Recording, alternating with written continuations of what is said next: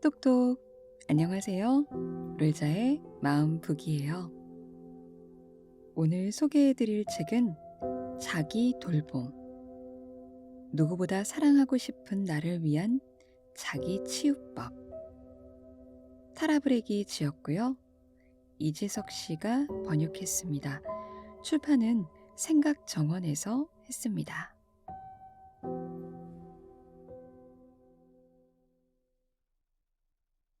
아무도 알려고 하지 않지만 자기를 알려고 하는 노력. 이 노력을 통하여 여행은 시작된다. 오쇼 라즈니시. 나를 울게 내버려 두지 마라. 오쇼의 글로 이 책은 시작됩니다. 프롤로그. 나를 울게 내버려 두지 마라. 20대의 불교를 만나면서 내 인생은 달라졌다. 여느 젊은이가 그러하듯 나 역시 열심히 살았다. 몸을 혹사시킬 만큼 공부하고 사회운동에 매달리며 무엇이든 적극적으로 활동했다. 그래야만 가치 있는 인생인 줄 알았다. 마음속에 누군가가 넌 아직도 부족하고 무언가 더 나아지도록 노력해야 한다고 끊임없이 속삭였다. 나는 그 마음을 늘 의식하고 눈치를 보면서 스스로를 다그쳤다. 조금이라도 느슨해진다 싶으면 게으름 떨지 말라고 으름장을 놓았다. 원하는 대로 일이 풀리면 와 하고 기쁘지만 그것은 잠깐. 그 뒤는 언제나 허전했다. 그리고 그것이 끝이 아니라 그 다음이 나를 기다리고 있었다. 나는 마치 거대한 벽 앞에 서 있는 아이처럼 막막했다. 용기의 불씨를 끌어모아 다시 힘을 내보지만 마음속으로 지쳤어, 못하겠어 라고 푸념하기를 반복했다. 앞으로 또 무엇이 기다리고 있을지 두려웠다. 주위 사람들은 나를 열정적으로 살아가는 젊은이라고 추켜 세웠다. 그럴수록 나는 더 깊은 외로움과 우울, 슬픔에 빠져들었다. 그러던 어느 날 누구보다 열심히 살아가는 나인데 왜 이리 힘들고 괴로울까? 나의 무엇이 잘못된 것일까? 라는 의문이 들기 시작했다. 오랫동안 나는 그 고민에 매여 마치 안개 속을 헤매는 듯 했다. 안개를 걷어준 것은 불교였다. 불교는 나를 늘 따라다니는 불안과 고통, 우울감을 똑바로 바라보게 했다. 그리고 그 원인이 나 자신은 항상 부족하고 모자라다는 생각에서 비롯됨을 깨닫게 해주었다. 불교는 모든 사람에게 불성이 있다고 본다. 불성이란 부처, 즉 완전한 존재라는 뜻이다. 그러나 우리는 스스로 완전하다는 것을 알지 못한 채 오히려 열등하고 무가치한 존재로 인식한다. 그래서 나아지기 위해, 부족함을 채우기 위해 무언가를 끊임없이 욕망한다. 욕망은 바라고 원하는 것이다. 그 욕망은 비온 뒤의 죽순처럼 쉬지 않고 돋아난다. 영원히 채워지지 않는다. 거기서 우리는 좌절하고 괴로워하고 절망한다. 자신을 탓하며 원망하기를 반복한다. 부처는 완전한 존재로서의 자신을 깨달으라고 한다.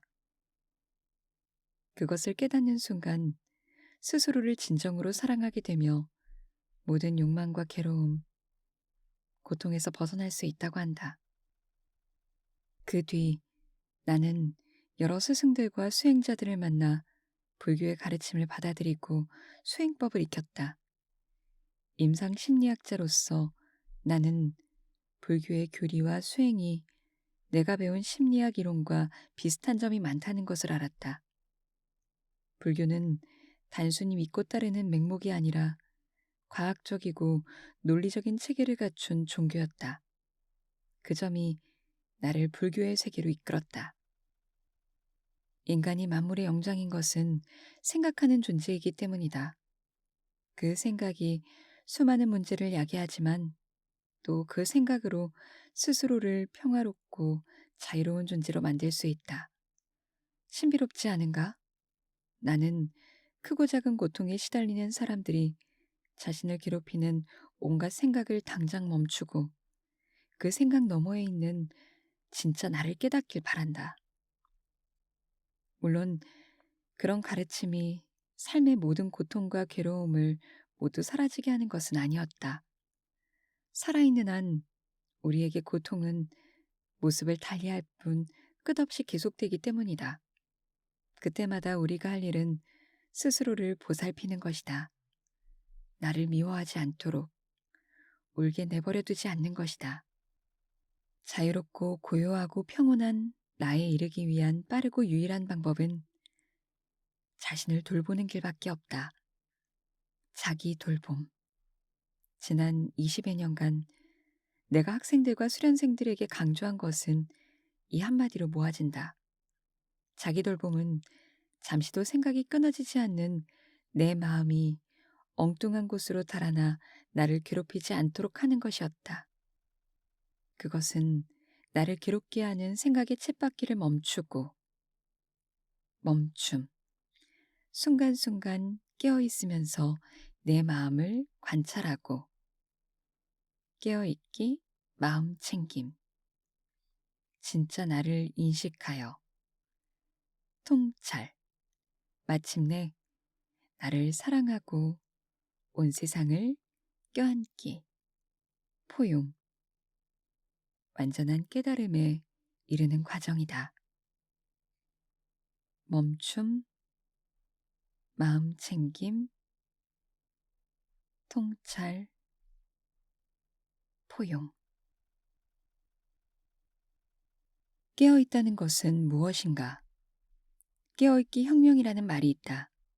깨어있기는 매 순간 나에게 일어나는 일과 그에 대해 내가 어떤 반응을 일으키는지 정확히 알고 있는 의식의 특징이다. 한마디로 현재를 자각하다라는 뜻이다. 혁명이라는 다소 격한 표현을 쓴 것은 깨어있기를 통해 나 자신에게 매우 크고 심오한 변화가 일어나기 때문이다.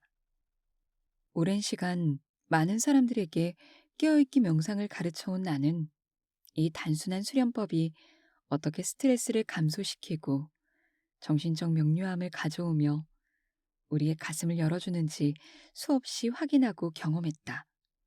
놀라운 것은 깨어있기가 한 사람에게만 영향을 주는 것이 아니라 그 가족, 주변 사람들, 그가 속한 세계를 변화시키고 치유한다는 점이다.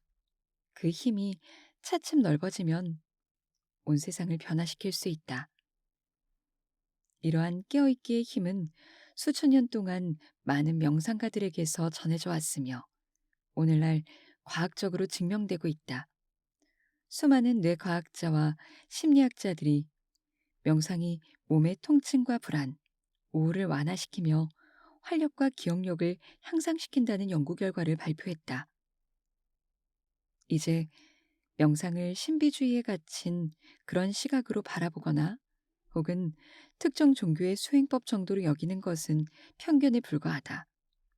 깨어있기는 교육과 의료, 정신건강, 중독 등 여러 영역에서 활용되고 있으며 마음관리 단체는 물론 집이나 회사, 학교 등 일상에서 명상을 하는 이들 또한 나날이 늘어가고 있다.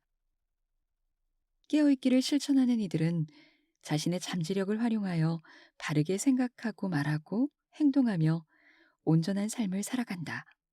하지만 그들은 전혀 특별하지 않다. 사실 당신과 나처럼 지극히 평범한 사람들이다. 달리 말하면 우리 모두 그런 잠재력을 충분히 활용하며 잘 살 수 있다는 뜻이다. 내 안에 무한한 힘을 모른 채 바깥에서만 삶의 문제를 해결하려 한다면 손에 열쇠를 들고 엉뚱한 곳에서 찾아 헤매는 격이다. 바쁘다는 것은 마음을 죽이는 일이다. 우리는 문득 삶을 제대로 살고 있지 못하다고 느낄 때가 있다. 그 순간에 나는 어떤 모습인가? 이런저런 스트레스에 시달리며 가족이나 친구 등 가까운 사람들과도 진심으로 소통하지 못한다. 끊임없이 무언가를 사들이느라 바쁘다. 늘 다른 사람들의 시선을 의식하며 그들의 판단에 따라 이리저리 움직인다. 미래를 걱정하고 수많은 계획과 다짐을 세우느라 잠시도 생각을 놓지 못한다. 열심히 바쁘게 살아가지만 늘 뭔가 빠져 있는 것처럼 허전하다. 한자 바쁠 망은 마음 신과 죽을 망으로 이루어져 있다. 즉, 바쁘다에는 마음을 죽인다는 의미가 포함된다. 보통 정신없이 바쁘다는 말을 즐겨 쓴다. 그런데 정신이 없다면 과연 살아있다고 할 수 있을까? 우리는 태어나자마자 여전히 삶의 속도를 높여가며 인생에서 해야 할 일의 목록을 하나씩 행동으로 옮기며 살아간다. 학교에 들어가고, 직장을 구하고, 연애하고, 결혼하고, 아이를 낳고, 그렇게 삶의 기도를 바쁘게 밟아가는 동안 우리는 우리의 타고난 지혜로부터, 그리고 가슴으로부터 조금씩 멀어진다. 그러나 어느 순간 친숙했던 주위 사람들이 낯설게 느껴지고 모든 일에 부정적인 반응을 보이며 자기 자신을 믿지 못하고 불편해한다. 이때 느끼는 낯섦과 불안, 불만, 부정, 허전함은 내 본래의 가슴, 편안함으로 돌아가고자 하는 일종의 향수병이다. 향수병은 태어난 집과 고향을 그리는 마음이다. 본래 순수하고 고요하고 평안한 존재로서의 나가 바로 나의 집이자 고향이다.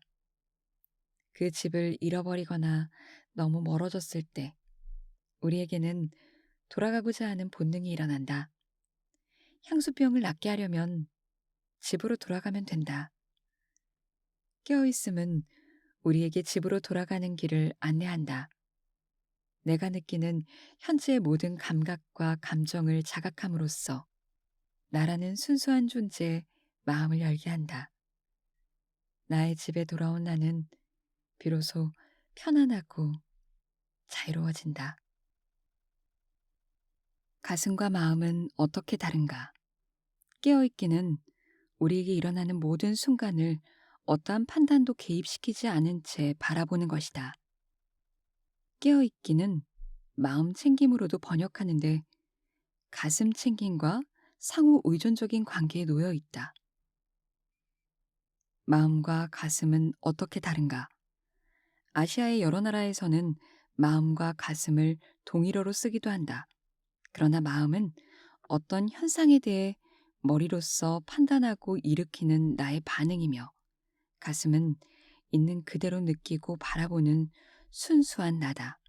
즉, 진짜 나는 가슴에 있다. 그 가슴을 닫아둔 채 내 경험과 판단이 지어낸 마음을 쫓아가기 때문에 우리 삶은 계속 불안하고 갈등하고 불행한 것이다. 깨어있기는 바로 내 마음의 모습과 현재를 자각함으로써 가슴 속의 진짜 나를 깨우치도록 이끈다. 가슴 속의 진짜 나를 알면 이리저리 쏠려다니는 마음을 다룰 수 있다. 시시각각 마음에 일어나는 여러 감정과 생각, 느낌을 있는 그대로 지켜보게 한다. 이는 소금과 물로 비유할 수 있다. 만약 작은 그릇에 소금을 집어넣으면 거기 담긴 물은 매우 짠맛이 날 것이다. 하지만 호수에 소금을 조금 넣는다고 호수에서 짠맛이 나지는 않는다. 우리의 마음이 호수라면 지금 나에게 어떤 일이 일어나도 동요하지 않고 품어 안을 수 있다. 마음 챙김과 가슴 챙김, 이 두 날개는 호수처럼 드넓은 공간으로 나라는 존재를 이끈다.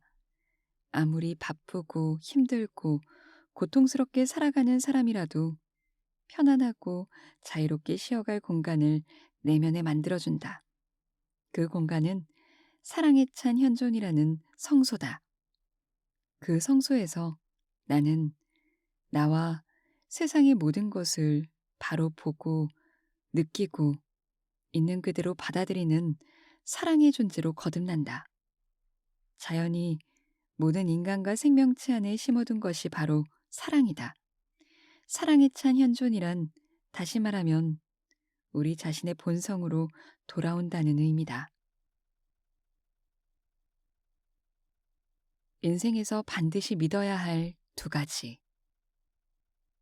몇 년 전 티베트의 지도자 달라이라마와 교사들의 모임이 있었다. 한 교사가 치유와 자유라는 관점에서 학생들에게 도움이 되는 말을 해달라고 하자 달라이라마가 말했다. 학생들에게 이렇게 말해 주십시오. 어떤 상황에서도 자신의 가슴과 자각의 힘을 신뢰하라고 말입니다. 달라이라마의 그 말을 나는 지금도 잊지 못한다. 자신의 가슴과 자각의 힘에 대한 신뢰.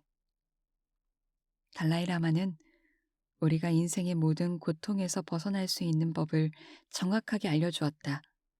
사람들은 건강해지기 위해 운동을 한다. 그러나 마음의 운동을 하지 않는다. 행복해지기 위해 먹고 음악을 듣고 그림을 그리고 여행을 한다. 그러나 마음은 돌보지 않는다. 현실의 고통과 괴로움을 없애기 위해 담배와 술, 약물을 복용하거나 어떤 특정한 취미에 미친 듯이 중독되기도 한다. 그러나 마음의 소리는 외면한다. 우리에게는 이미 행복해질 수 있는 능력이 충분한데 이를 믿지 않고 다른 무엇에서 찾고 있는 것이다. 지금 만약 당신이 슬픔, 분노, 절망, 질투, 갈등, 불안에 휩싸여 있다면 자신의 내면을 돌봐야 하는 아주 중요한 시점이라는 뜻이다. 지금까지 살아온 나가 아니라 그 안에 진짜 나를 찾아야 한다. 한 그루의 나무에는 무수한 가지가 있다. 우리는 그 가지에 잎과 꽃과 열매만 바라볼 뿐 땅속의 뿌리를 보지 못한다. 가지 하나하나가 일상의 나라면 땅속 깊숙한 곳의 거대한 뿌리가 진짜 나다. 그 뿌리의 힘을 인식하면 봄, 여름, 가을, 겨울 나무에게 일어나는 모든 일을 있는 그대로 받아들이며 비로소 나무의 평화를 느낄 수 있게 된다. 깨어있기에서 가장 중요한 것은 우리의 태도다. 깨어있기는 지금 나와 나의 마음이 친구가 되는 과정이다. 우정과 관심으로 자신의 경험과 관계 맺는 법을 배우는 것이다. 우정이란 무엇일까? 친구에 대해 어떤 판단도 하지 않고 인내해주면서 우리가 가진 시간과 관심을 쏟는 것이 곧 우정이다. 내 마음과 친구가 된다는 것은 마음을 찾아가 보살피고 돌보며 진짜 나로 돌아올 수 있도록 기다리는 것이다. 아프가니스탄의 수피 잘랄루딘 루미는 이렇게 말했다. 당신은 자기 자신에게 자주 찾아가고 있습니까? 우리 내면의 삶을 찾아가 그것과 친구가 되는 방법이 깨어있기 연습이다. 우리가 거기서 발견하게 되는 것은 삶의 모든 영역으로 확장할 수 있다. 어느 위대한 선사는 이것을 이렇게 표현했다. 마음을 열면 우리는 모든 것과 친밀해집니다. 나의 마음을 돌봄으로써 나의 일과 사랑, 인간관계, 사물들, 햇빛, 바람, 풀 한 포기까지 내가 보고 느끼는 모든 것에 관심을 갖게 되고 친밀감을 느낀다는 뜻이다. 당신은 누구를 돌보고 있는가? 깨어있기는 나를 보살피고 돌보는 과정이다. 이 책에서 제시하는 명상법 가운데 어떤 것은 당신의 기질과 필요에 맞는 반면 어떤 것은 다소 낯설고 현재 자신에게 필요하지 않는다고 느낄 수 있다. 또 자신에게 적합한 또 다른 명상법이 있을지도 모른다. 그러나 명상은 수천 년 동안 수많은 사람들의 연구와 실전을 통해 내면의 능력을 일깨우도록 고안되었다. 명상을 신뢰하고 열린 마음으로 대한다면 내 삶을 달라지게 할 수 있을 것이다. 무엇보다 중요한 것은 자기 자신의 목소리에 귀 기울이는 일이다. 나 자신에게 깨어있는 마음의 능력과 함께 깨어있는 가슴의 능력도 갖고 있음을 잊지 말아야 한다. 많은 사람들이 명상의 핵심은 무엇이냐고 묻는다. 그들에게 나는 달라이라마의 짧은 이야기를 들려준다. 달라이라마가 혁명적인 행복의 기술이란 책을 펴낸 뒤 한 기자에게 질문을 받았다. 당신의 삶에서 가장 행복한 순간은 언제였습니까? 달라이라마는 잠시 침묵하더니 이내 장난기 가득한 표정으로 말했다. 아마 지금인 것 같군요. 그러자 사방에서 웃음이 터져나왔다. 나는 그 말이 마음에 든다. 깨어있기의 핵심이 담겨있기 때문이다. 깨어있기는 바로 지금 여기에서 우리의 현재를 알아차리는 능력을 키우는 일이다. 지금 이 순간 내 마음에 일어나는 모든 것을 자각하는 법을 익히는 과정이다. 달라이라마가 지금 이 순간을 가장 행복하다고 말하는 것은 지금 이 순간을 살고 있다는 뜻이다. 자, 당신에게도 한 가지 묻겠다. 당신은 지금 여기에 있습니까? 패스트푸드 명상과 진짜 깨달음. 세상에는 명상에 관한 수많은 이야기와 방법이 있다. 그 가운데는 자기계발서처럼 몇 가지 방법론을 단순하게 제시하기도 한다. 이를테면 완벽한 배우자를 찾는 3단계, 날씬한 몸매를 위한 5가지 방법처럼 명상을 다루는 것이다.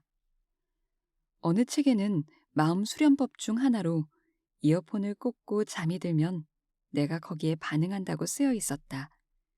이런 일도 있었다.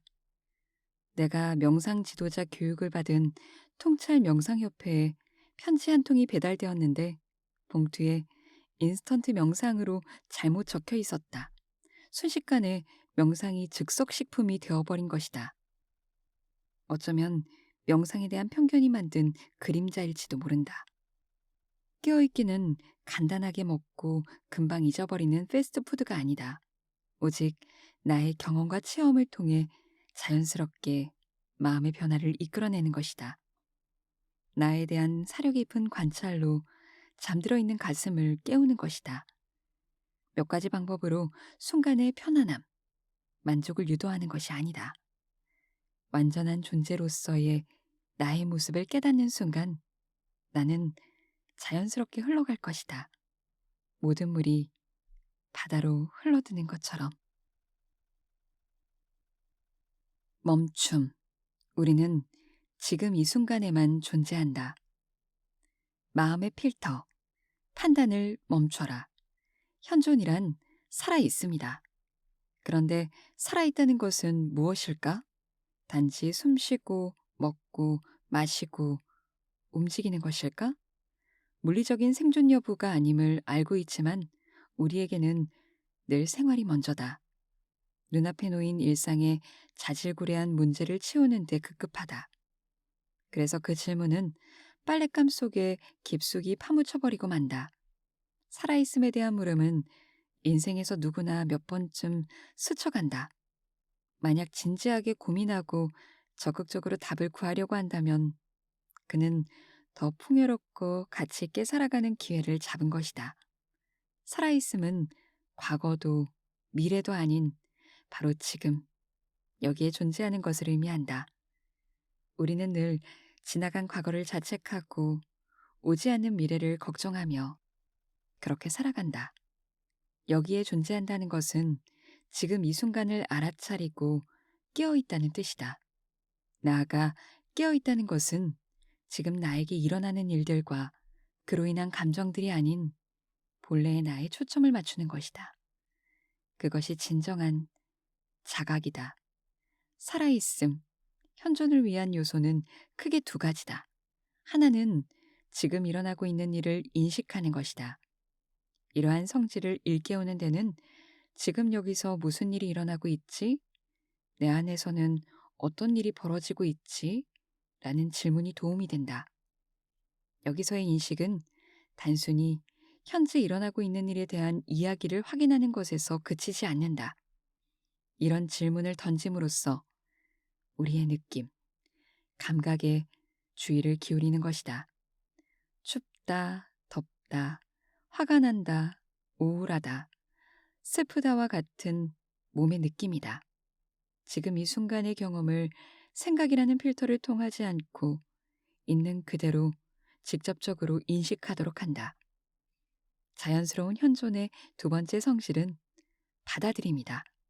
받아들임은 지금 일어나고 있는 현상에 저항하지 않고 바꾸려 하지 않고 반대하지 않는 것을 의미한다. 부드럽고 열린 자세로 삶을 깃털처럼 받아들이는 성질이다. 받아들임은 내가 이것을 있는 그대로 내버려 둘 수 있는가, 있는 그대로 허용하고 그래 라고 말할 수 있는가 와 같은 질문을 던진 뒤 네 라고 긍정하는 것이다. 인식과 허용, 이 두 가지를 받아들임으로써 우리는 바로 지금 현재를 살아갈 수 있게 된다. 간단하게 보이지만 쉽지 않다. 우리가 현존하는데 가장 큰 걸림돌은 판단이다. 우리는 아주 오래전부터 우리 내부에서 쉼없이 판단을 내리며 스스로를 통제하고 조정해왔다. 인간이 진화하는데 판단이 결정적 역할을 하기도 했지만 언제나 판단을 내리려는 습성은 우리를 피곤하게 만들고 나쁜 쪽을 선택하도록 해왔다. 나의 감정이 판단을 내리고 우리는 그 판단에 불임을 당하기 때문이다. 즉, 누가 우리를 통제하고 조정했는가? 바로 생각이다. 나쁜 감정을 씻어주는 레인 수행. 앞서 현존하는 두 가지 방법으로 알아차림과 받아들임에 대해 말했다. 지금부터 이야기할 R, A, I, N. 이하 레인 수행은 알아차림과 받아들임을 좀 더 구체화시킨 것이다. 지난 8년 동안 나는 수련생들과 함께 레인의 유용함을 확인했다. 레인은 우리가 삶의 어려움을 겪을 때마다 휩쓸리지 않고 길을 잃지 않도록 우리를 깨어있게 하는 하나의 도구다. 먼저 시 한 편을 읽어보자. 인간은 여인숙이다. 날마다 새로운 손님이 찾아온다. 기쁨, 우울, 슬픔, 그리고 찰나의 깨어있음이 예약 없이 찾아온다. 그 모두를 환영하고 대접하라. 비록 그들이 그대의 집을 거칠게 휩쓸어 아무것도 남기지 않더라도 손님 하나하나를 존중하라. 그들이 그 방을 깨끗이 비워 새로운 기쁨을 맞아들이게 할 것이다. 어두운 생각, 부끄러움, 후회, 그들이 찾아오면 웃으며 맞으라. 집 안으로 초대하라. 누가 찾아오든 감사하라. 모든 손님은 나를 안내하기 위한 먼 곳에서 온 분들이니. 잘랄루딘 루미의 시, 여인숙이다.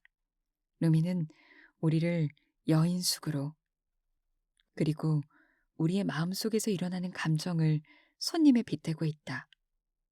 지금 나를 흔들어대는 감정들, 걱정과 근심, 아픔, 상처, 의심, 질투. 어떤 감정이든 가리지 말고 손님으로 귀하게 모시라고 한다. 모두 나를 위해 새로운 기쁨을 가져다 줄 것이기 때문이다. 레이는 내 마음에 손님을 어떻게 모셔야 하는지에 관한 이야기다. RAIN에서 R은 인식한다, recognize이며 A는 허용한다, allow라는 뜻이다. 여기서 인식과 허용을 너무 무겁게 받아들이지 말라. 단지 지금 여기에서 뭔가가 일어나고 있군. 좋아. 그냥 이대로 내버려 두겠어. 이런 정도로도 충분하다. 이것만으로도 우리는 멈출 수 있으며 텅 빈 공간이 만들어진다. 지금 여기에서 일어나고 있는 그 일을 자각하고, 좋아. 한순간만이라도 이것과 함께하겠어 라고 말하는 것만으로도 나의 어딘가에 빈 공간이 마련되는 것이다. 그 공간은 고요하다. 그곳은 나의 친구 혹은 손님을 초대하기 위한 자리다.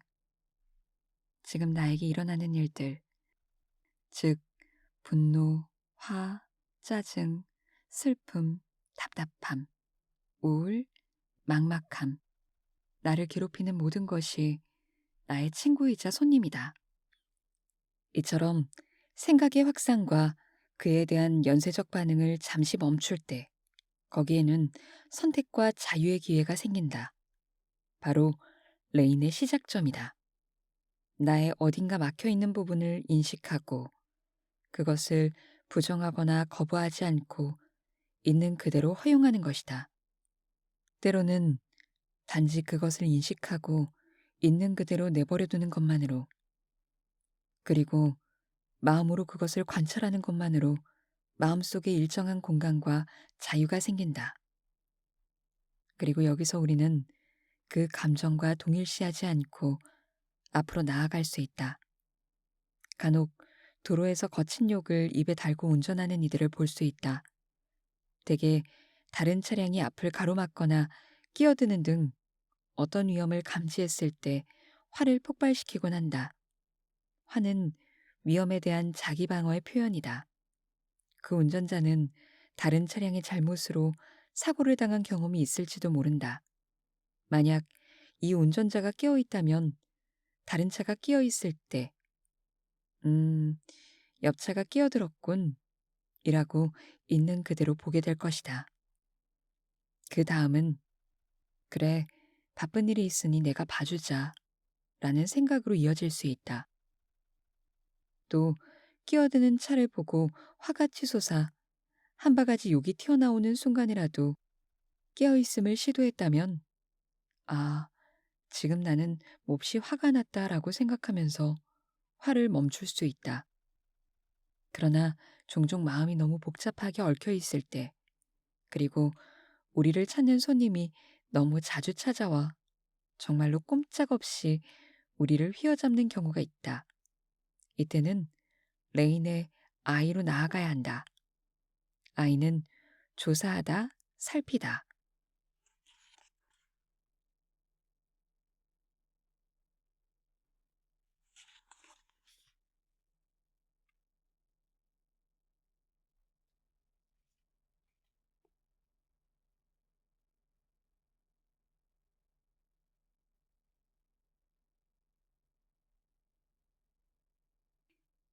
인베스티게이트의 머리 글자다. 즉, 지금 실제로 일어나고 있는 일을 제대로 살펴보고 조사하는 것을 말한다. 조사의 대상에는 지금 일어나고 있는 자신의 신념이나 느낌, 감각, 감정도 포함된다. 그런데 대상을 살필 때는 친절하고 부드러워야 한다. 조사하다라는 말의 어감은 이성적이고 딱딱하다. 여기서의 조사는 머리로 하는 조사가 아니다. 이것은 우리의 온전한 현존의 감각으로 지금 우리의 몸과 가슴에서 무슨 일이 실제로 일어나고 있는지를 조사하는 것이다. 아이는 다른 뜻으로 친밀함, 인티머시를 의미한다. 친밀한 주의다. 만약 가슴에 부드러운 성질이 없다면 지금 여기 존재하고 있는 것을 제대로 조사하고 발견할 수 없다. 따뜻함과 돌봄의 색조. 이것이 우리의 상처 입은 부위를 스스로 드러내도록 한다. 복잡하게 엉킨 실타래일수록 천천히 섬세하게 다룰 때 스르르 풀리는 것과 같다. 그 다음 친절하고 부드러운 주의력으로 지금 일어나고 있는 일, 감정, 느낌을 인식하고 허용하며 조사한다. 나는 지금 화가 나 있다. 지금 짜증을 느낀다. 슬프다. 질투난다. 우울하다. 뭔가를 던지고 싶다. 때리고 싶다. 그것을 인식하고 나면 나와 느낌들을 분리하게 된다. 즉, 내가 지금 여기 현존하게 되면 나와 감정을 동일시하는 것에서 벗어나게 되는 것이다. 레인의 마지막 글자 N은 동일시에서 벗어나기, non-identification을 의미한다. 바다는 파도를 일으키지만 파도를 바다라고 여기지 않는다. 나라는 온전한 존재를 바다라고 볼 때 시시각각 일어나는 크고 작은 감정의 파도는 나가 아니다. 파도와 나를 동일시하지 않고 그 파도를 인식할 때 나는 고요한 바다로 돌아올 수 있게 되는 것이다. 많은 사람들이 레인 수행법을 효과적으로 이용하고 있다. 언젠가 나를 찾아온 한 심리학자는 자신의 경험담을 들려주었다. 이 이야기는 나의 책 받아들임에서도 다루었다. 그는 내가 통찰 명상협회에 있을 때 명상훈련을 하기 위해 찾아왔다. 그때 그는 치매를 앓고 있었다. 아내가 음식을 먹여주고 부축해 주어야 할 만큼 병이 꽤 진행된 상태였다. 그는 자신이 지난 수십 년간 심리학자로 일해왔으며 10년 넘게 명상 수련을 해왔다고 했다. 그리고 자신의 몸에 일어나는 증상과 그로 인해 겪는 불안과 화, 두려움 등 내면에서 일어나는 온갖 일들에 대해 털어놓았다. 그의 표정은 매우 온화했다. 어느란 말이지만 다정함이 배어 있었다. 나는 그가 자신의 고통을 어떻게 이렇게 편안하게 이야기하는지 궁금했다. 무엇이 당신으로 하여금 이런 친절한 태도를 갖게 했는지 말해줄 수 있나요? 나의 물음에 그는 빙그레 웃으며 답했다. 나는 내가 불행하다거나 혹은 뭔가 잘못된 일이 일어났다고 생각하지 않습니다.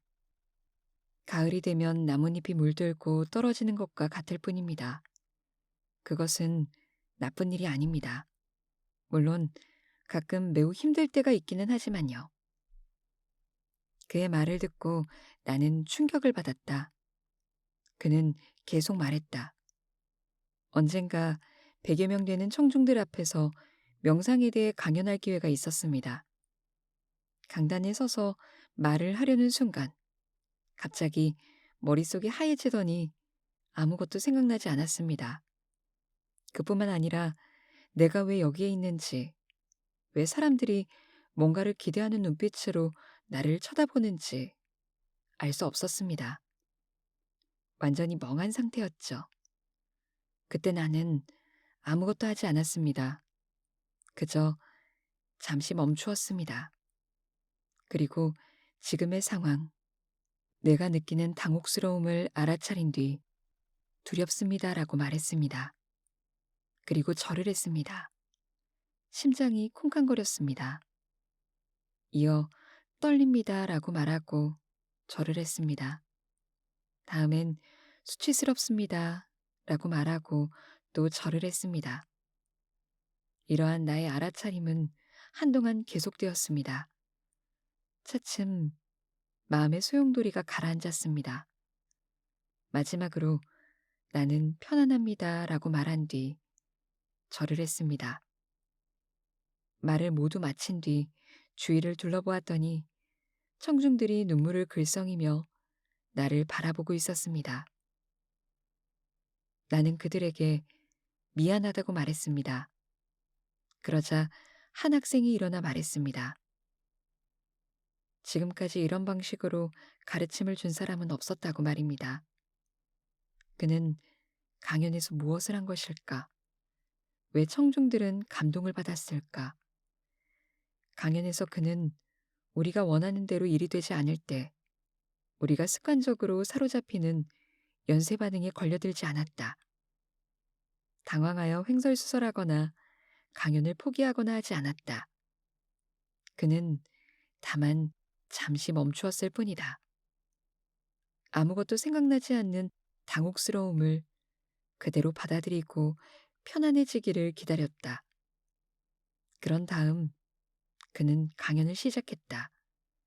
그러나 청중들은 이미 그가 보여준 멈춤의 행동에서 강연의 모든 것을 꿰뚫었다. 청중의 글썽이는 눈물이 그걸 말해준다. 그의 행동은 앞서 말한 레인의 과정과 같다. 그는 지금 무엇이 일어나는지를 인식하고 절을 했다. 절은 그에게 있는 그대로를 허용하는 하나의 방법이었다. 좋아. 나는 바로 지금 여기에 있는 거야. 라는 자기 신호다. 영국의 한 사원에 거주하는 미국인 스님도 수련생들에게 힘들고 어려운 상황에 직면하면 괜찮아.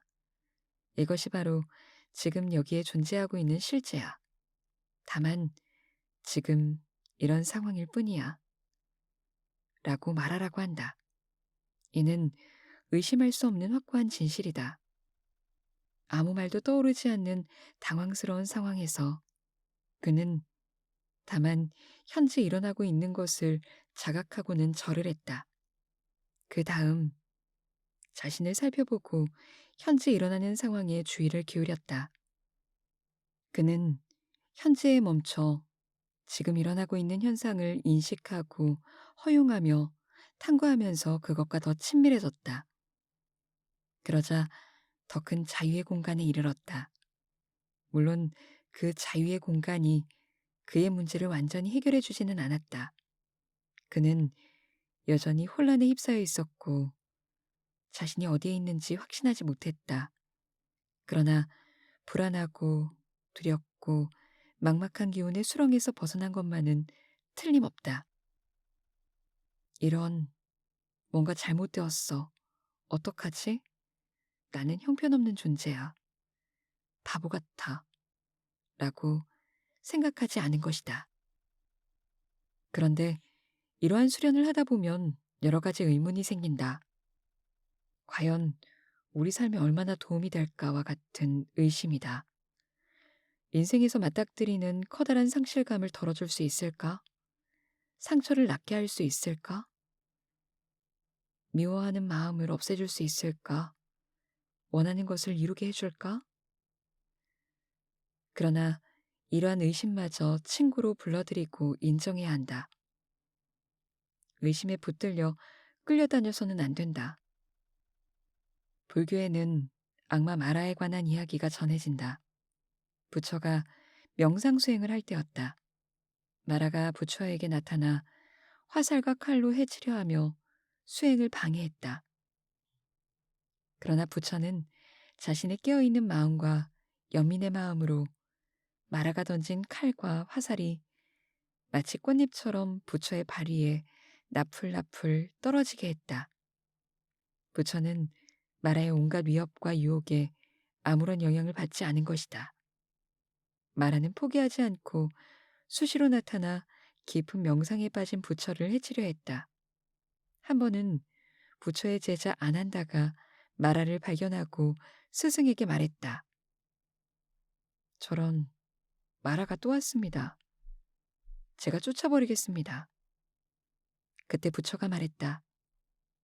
아니다, 아난다야. 부처는 천천히 일어나 마라가 있는 곳으로 가서 이렇게 말했다. 내가 마라 너를 보고 있다. 여기 와서 차 한 잔을 마시어라. 사실 이 악마는 탐욕, 자만심, 집착, 두려움, 마음의 갈등과 같은 것들이다. 신화 속에서 상징적으로 다듬어진 표현이다. 우리를 괴롭히는 나쁜 감정들이 악마가 아니고 무엇이겠는가?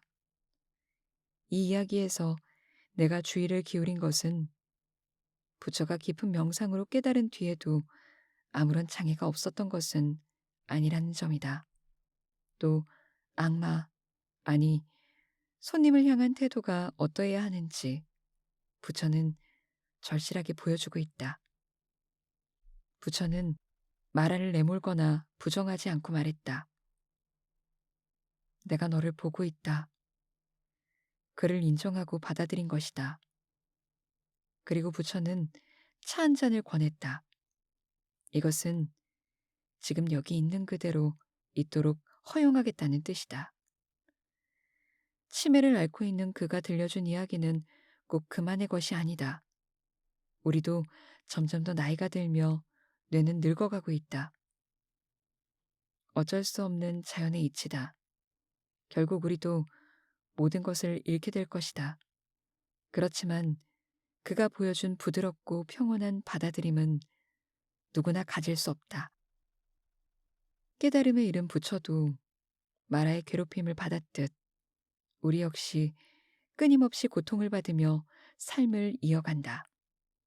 그러나 그 고통을 보지 못한다면, 단지 고통스러움에 빠져 허우적대기만 한다면 우리는 평생 그 고통에서 벗어날 수 없다. 잠시 멈춤, 직시, 직관, 바라봄, 그리고 받아들임.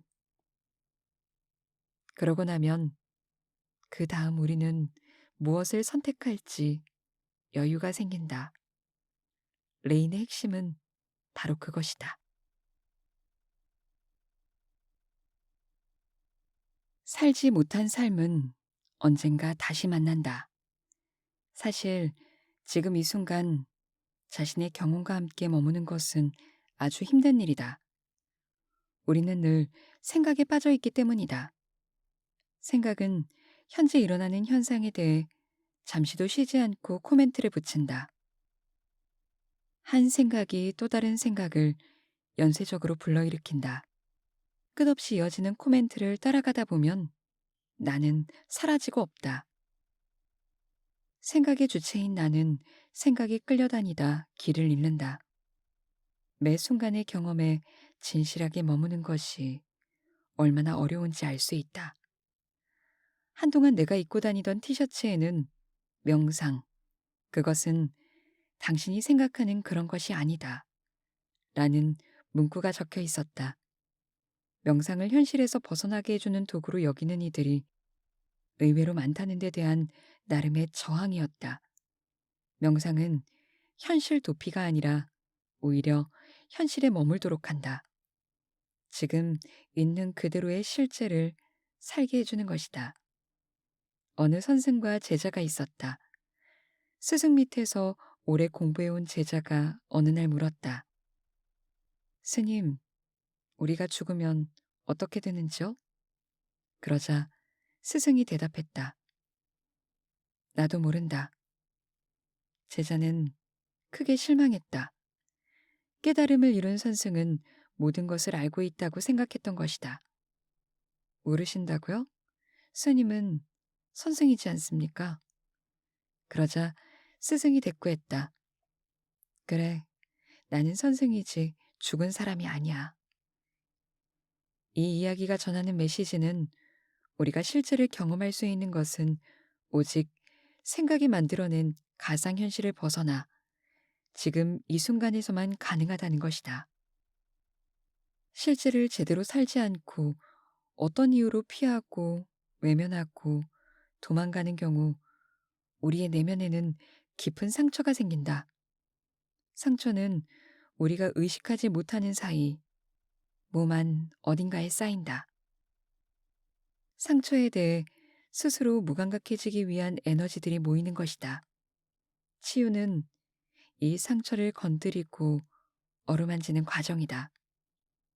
상처가 두렵고 부끄러워서 혹은 끔찍해서 묻어둔 것을 꺼내보며 살지 못하는 삶을 다시 사는 것이다. 심리치료사인 앨리스 밀러는 상처를 피해갈 수 있는 방법은 없다고 말한다. 어떤 식으로든 몸과 마음에 드러나게 되고 고통을 겪는다고 한다. 그녀가 쓴 책의 한 구절이다. 특히 우리가 아동기에 겪었던 일은 우리 몸에 그대로 축적된다. 비록 우리가 그것을 억누를 수는 있어도 변화시킬 수는 결코 없다. 우리는 우리의 지성을 속이고 느낌을 조작할 수 있다. 또 개념을 혼동시키고 약물로 몸에 속임수를 걸 수도 있다. 하지만 언젠가는 우리의 몸이 그 값을 톡톡히 치르게 된다. 왜냐하면 우리의 몸은 거짓을 모르는 순수한 영혼을 가진 어린아이처럼 어떠한 타협이나 변명도 받아들이지 않기 때문이다. 그리고 우리가 진실을 회피하는 것을 멈출 때까지 몸은 우리를 고문하는 일을 멈추지 않을 것이다. 그녀의 말처럼 살지 못한 삶은 우리가 그 삶을 다시 제대로 살아낼 때까지 계속해서 우리에게 스스로의 존재를 알릴 것이다. 그 신호를 무시하는 것은 곧 우리의 온전함에서 멀어지는 것과 같다. 우리 내면의 황금을 보지 못하고 끝없이 진흙을 덧바르는 것이다. 멈춤. 두 번째 화살을 맞지 않는 방법. 우리는 늘 판단하고 결정하려 한다. 자신에 대해서, 타인에 대해서 평가한다. 판단은 부정적인 쪽에 무게를 둔다. 나는 왜 이럴까? 왜 그랬을까? 그리고 두려움과 상처, 분노를 느끼는 자신을 비난한다. 뭘 두려워하는 거지? 왜 그때 화를 낸 거야? 그것도 못 참니? 와 같은 생각들. 우리는 그런 감정을 느끼는 자신이 뭔가 잘못되었다고 생각한다. 그래서 과식을 하거나 텔레비전을 지나치게 시청하는 방법 등으로 그 짐을 덜어내려고 한다. 잘못된 도피처에 마음을 숨기는 것이다. 그러나 그것이 잘못되었음을 알기에 우리는 그런 선택을 한 자신에 대해 또다시 비난하고 자책하기 시작한다. 이것이 1차적 수치심과 2차적 수치심이라는 악순환의 사이클이다. 다시 말해 1차적 수치심은 현재 있는 그대로의 나에게 뭔가 문제가 있다는 느낌과 감각을 말한다. 그 감각에서 벗어나기 위해 우리는 뭔가에 정신을 쏟다가 중독의 악순환에 걸려든다. 그러다 어느 순간 자신이 잘못된 도피처에 빠져든 것을 알고 다시 수치심을 느끼며 점점 더 자신을 무가치하게 여긴다. 이를 불교에서는 화살을 맞는 것에 비유한다. 부처는 제자들에게 이렇게 말했다. 범부는 온갖 고통으로 우울에 잠기거나 원망하고 울부짖으며 마음은 혼란스러워진다. 그때 두 가지 느낌이 자라나니 몸의 느낌과 마음의 느낌이다. 이는 두 개의 화살을 맞고 고통스러워하는 것과 같다. 괴롭고 성내고 분노하는 느낌이 첫 번째 화살이며 그와 같은 감정에 불임을 당하고 끌려다니는 것이 두 번째 화살이다. 깨달음을 얻은 사람은 하나의 화살만 맞고 두 번째 화살은 맞지 않는 것처럼 그런 때를 당해 오직 몸의 느낌만 일으키고 마음의 느낌은 일으키지 않느니라. 아주 멋진 비유다. 화살을 맞으면 그것을 뽑아야 하지만 우리는 아예 두 번째 화살을 우리 자신에게 쏘아버린다. 우리는 첫 번째 화살에서 멈춰야 한다. 멈춤의 기술이 바로 앞에서 말한 레인 연습이다. 지금 이 순간 현재를 인식하고 바라보고 살펴보고 그 감정과 나를 동일시하지 않는 것이 바로 두 번째 화살을 맞지 않는 방법이다. 그런데 부처는 즐거움에 대한 경계도 당부한다. 즐거움이 쾌락이 되어 탐욕으로 넘칠 때, 그건 역시 우리를 괴로움에 빠뜨리기 때문이다. 부처는 당부했다. 즐겁다는 느낌에 사로잡히더라도 탐욕의 즐거움에 물들지 마라. 즐겁다는 느낌에 방일하지 말고 괴로움을 당하더라도 마음의 고통을 더하지 마라. 괴로움과 즐거움, 둘을 따르지도 거스르려 하지도 말라. 명상 수련을 해온 한 중년 여성이 나를 찾아와 고민을 털어놓았다. 그녀의 고등학생인 딸이 마약에 손을 대는 등 학교에서 문제를 일으키고 있다는 것이다. 그녀는 자신 때문에 딸아이가 잘못되어 가고 있다고 자책했다. 딸아이가 4살 때 이혼을 한 뒤 혼자 생계를 꾸리느라 딸아이를 제대로 돌보지 못했다는 것이다.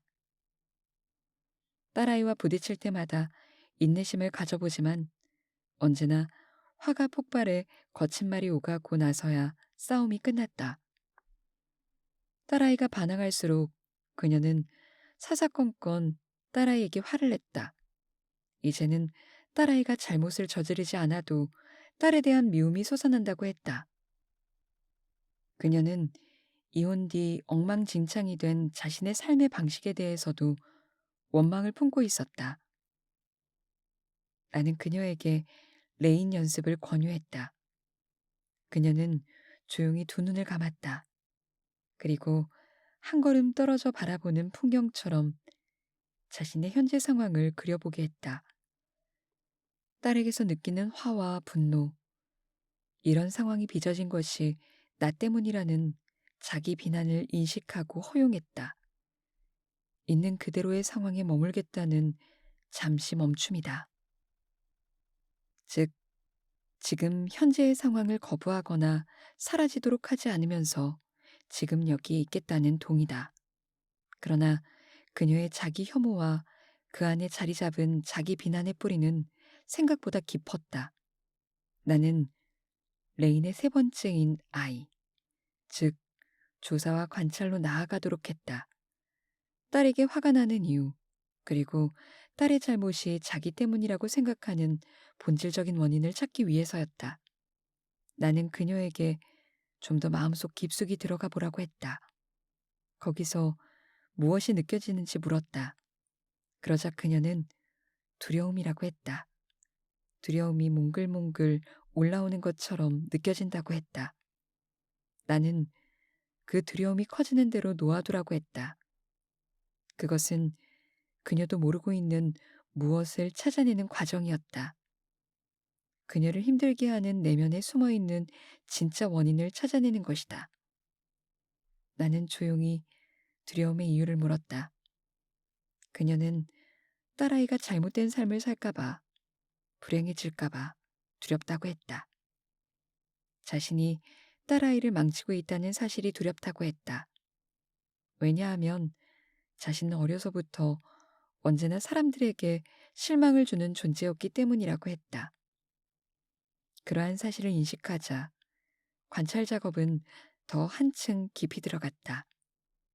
그녀는 이제 서서히 깨닫기 시작했다. 그녀가 얼마나 많은 순간들을 개인적 실패감 속에 살아왔는지, 그로 인하여 얼마나 자주 슬픔과 우울감에 젖어 있었는지 알았다. 나는 그 순간을 아야 순간이라고 부른다.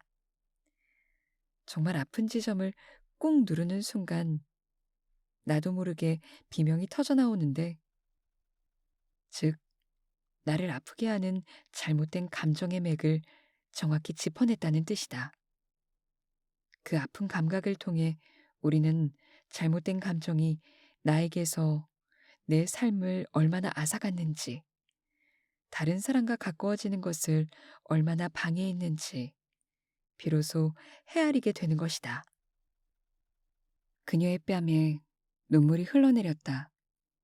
자신은 늘 실망을 주는 사람이라며 웅크리며 살아가는 동안 자신에게도 가족과 다른 사람에게도 마음을 나누지 못했다는 사실에 대한 안타까움과 후회가 눈물로 흘러넘친 것이다. 이처럼 조사와 관찰은 우리 안에 깊이 잠재되어 있는 슬픔을 불러 깨운다. 나는 이를 정화하는 슬픔, 일종의 영혼의 슬픔이라고 생각한다. 우리가 제한된 자기를 진짜 나로 믿고 살 때, 잃어버린 사랑의 순간, 삶의 순간들을 다시 느끼는 순간이다.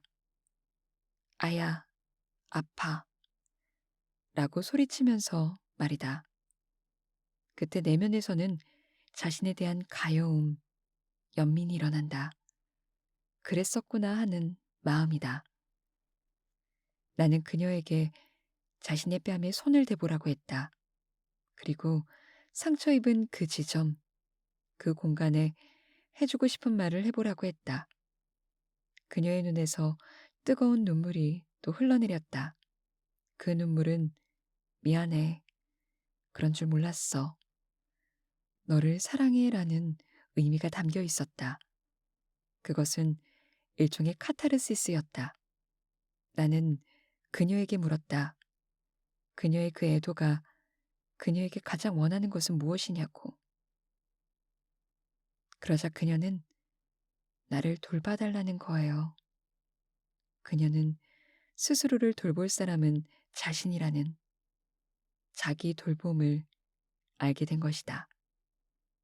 나는 자주 사람들에게서 시시때때로 돌봄의 현존을 그저 느껴보라고 한다. 친절함으로 자기 내면을 살펴보라는 것이다. 그녀가 눈을 감은 채 점차 말이 없자 나는 내면에 무슨 일이 일어나냐고 물었다. 그녀는 단순하게 스스로를 돌보고 있어요. 라고 대답했다. 레인의 마지막 글자, N이 이뤄지는 순간이다. 그녀는 자신에 대한 심판관에서 자기를 돌보는 사람으로 옮겨갔다. 실패한 자기가 아니라 자각하고 깨어있는 사람으로 거듭난 것이다. 이 모두가 현존, 바로 이 순간을 경험하면서 일어난 변화이다. 그녀는 더 이상 못나거나 실패한 뭔가 잘못되어 간다고 느낀 나가 진짜 나가 아니라는 사실을 깨달았다. 그녀에게 이 작업은 한 번으로 끝나지 않았다. 자신의 막혀있는 부분이 건드려져 화가 나고 원망하는 마음이 일어날 때 그녀는 의도적으로 멈추었다. 그러고는 지금 내가 무엇을 하고 있지?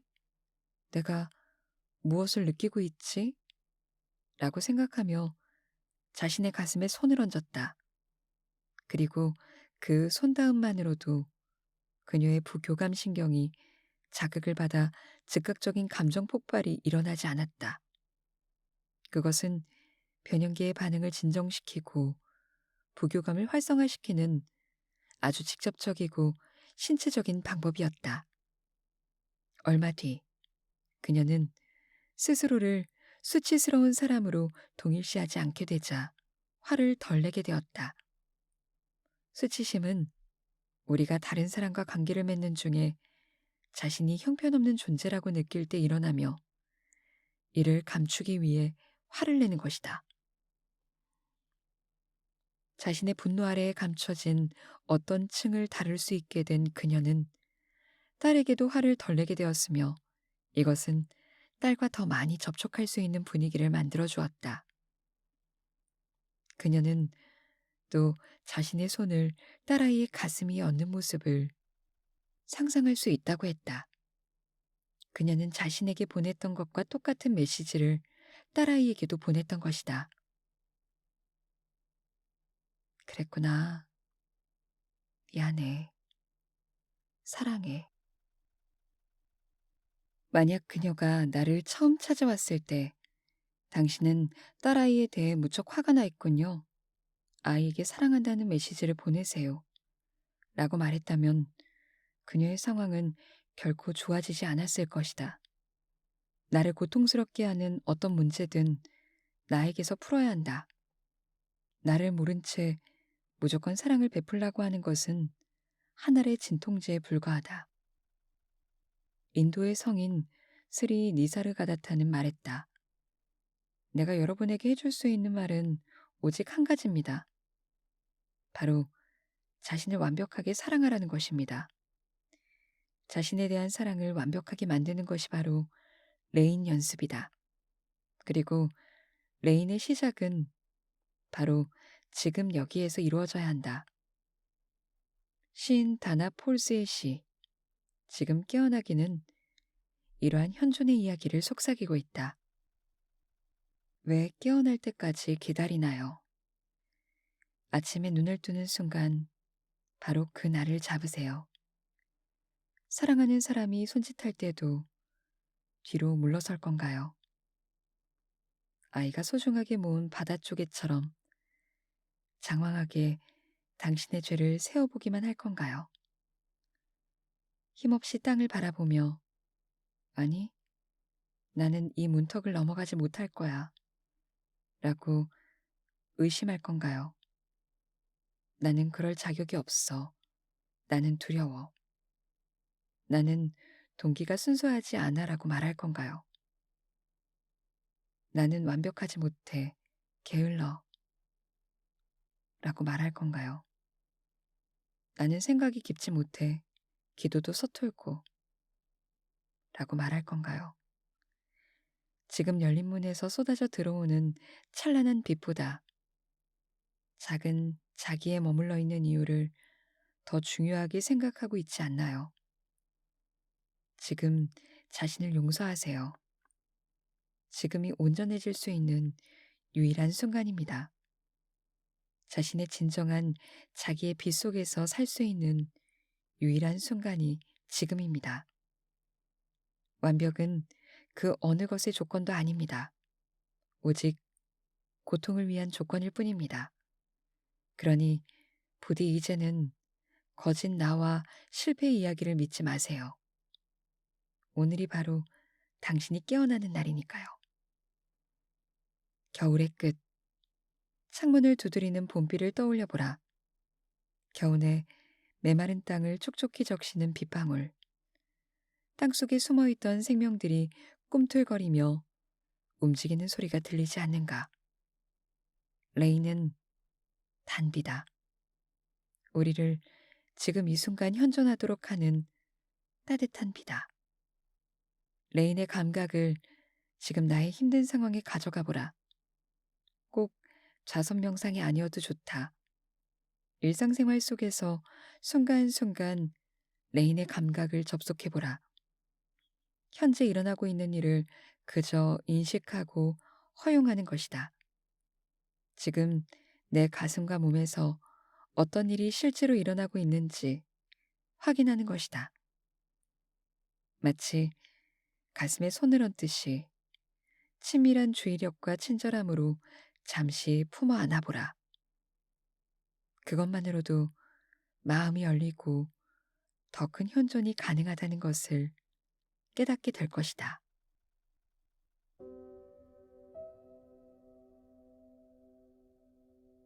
이 책은 여기까지 읽어볼게요. 마지막으로 이 책에서 좋았던 여인숙이라는 시를 한 번 더 읽어드리겠습니다.